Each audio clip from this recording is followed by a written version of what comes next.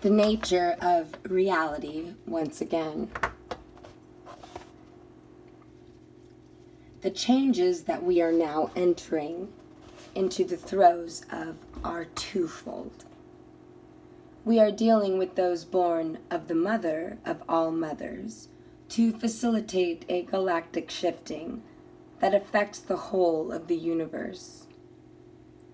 On the other hand, we are facing changes that are the result of our ignorance or innocence, which is a matter of interpretation of events.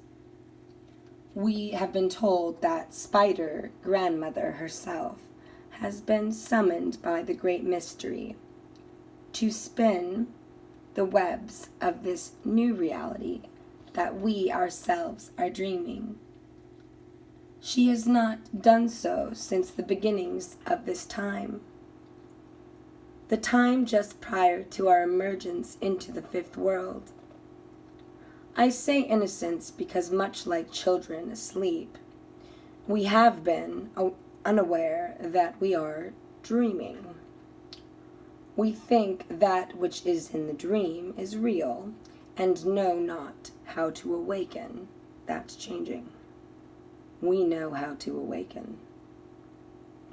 And, like children, we cry out in our confusion of emotions into the night.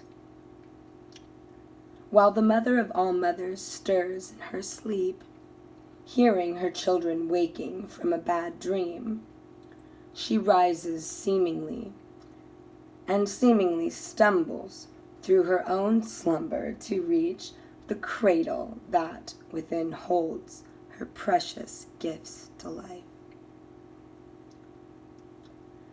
Guided by her maternal instincts, she is already schooled in preciously what is necessary to revolve the child's dilemma.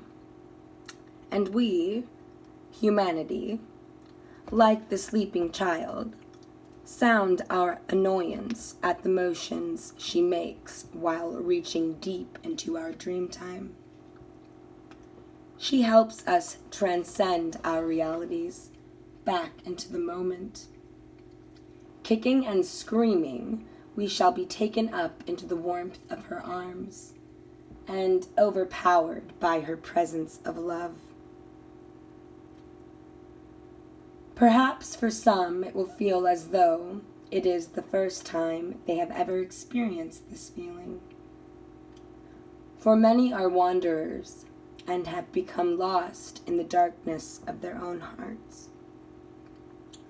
There are many that live in a reality devoid of emotion of human love. Thus the emotion has been lost to millions, as if stripped from cellular memory. It is our innermost thoughts that weave the nature of our realities. We have so long forsaken the great truths of this dimension that now we cry out that we have lost touch with the earth, but it is ourselves we have lost touch with. We no longer know what it is that we are. We no longer remember from whence we came into the flesh. For we are children of light, and not a particum of us that came from the darkness. Illusions are born of lack and ignorance, which are manifested as fears and attempts to manipulate and control the weak and the innocent. Oh, and how have managed to build a world of fear, my fellow lords of light. One that is so subtly woven through time manipulation by someone's maligned intent to cage the spirit of our brothers and sisters. We ourselves are caught in the webs created by 1,000 unenlightened lifetimes. We indulged in darkness for the sake of the knowing. We have fallen into our depths in the density of the third dimensional reality, Some of us begun to awaken and hear the calling of the heavens. We must find our way out of these labyrinths of our own weavings, built of our actions as well as our denial.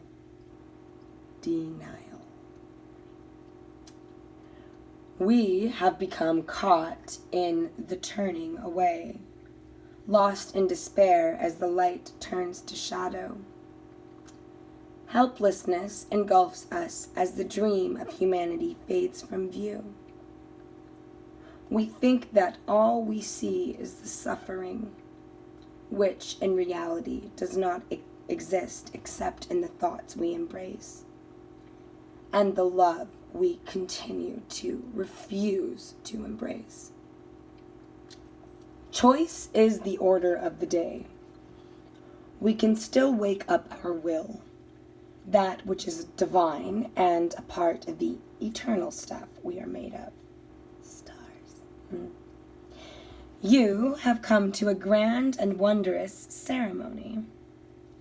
The goddess herself demands your full awareness and presence at this event. We are all participating in the great initiation.